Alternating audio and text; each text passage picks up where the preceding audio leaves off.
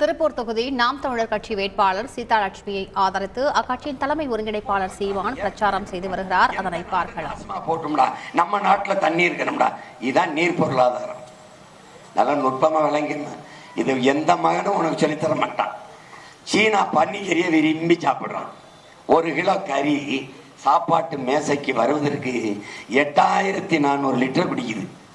1 kilo கறி. சீனா என்ன பண்ணுது? நோ பண்ணி வளர்க்கறது கிடையாது, ஸ்டாப். இப்ப பன்னிக்கறி எந்த நாட்டில் இருந்தால் இறக்குமதி செய்யடா. அவன் நீர் பொருளாதாரத்துக்கு வந்துட்டான். 1 டன் எடையுள்ள காரு இதெல்லாம் 2 டன் 3 டன்.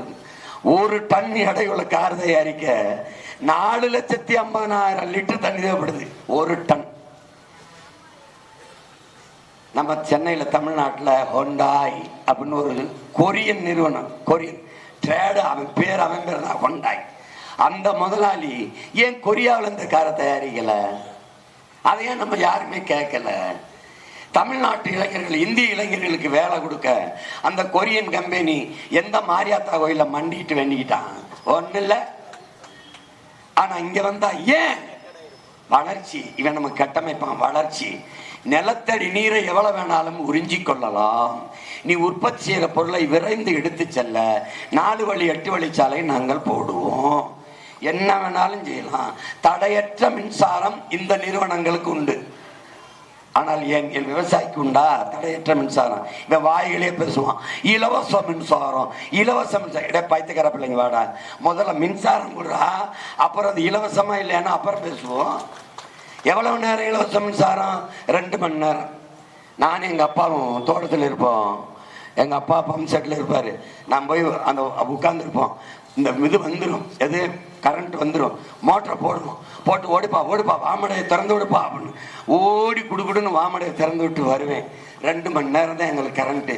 ஓடி போய் அப்படி வயல்ல வாய்க்கால அந்த போய் அப்படி போகும், கரண்ட் நின்றும்.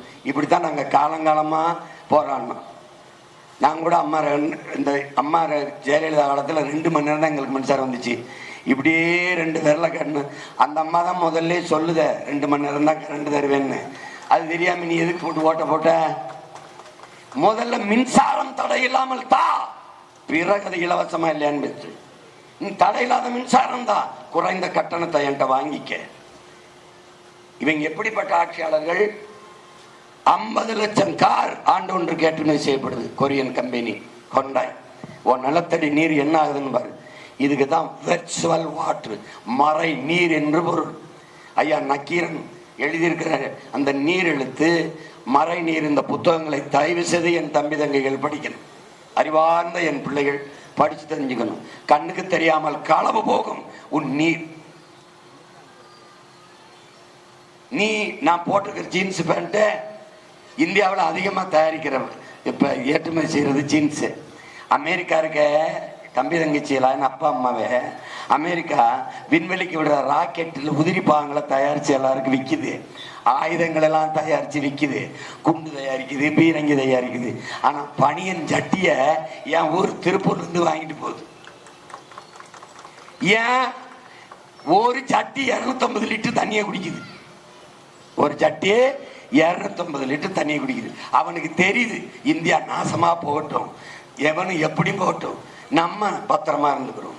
இவன் திருப்பூர் தொகுதி நாம் தமிழர் கட்சி வேட்பாளர் சீதாலட்சுமியை ஆதரித்து அக்கட்சியின் தலைமை ஒருங்கிணைப்பாளர் சீமான் பிரச்சாரம் செய்த காட்சிகளை பார்த்தோம். செய்திகளை உடனுக்குடன் தெரிந்து கொள்ள உடனே சப்ஸ்கிரைப் பண்ணுங்க.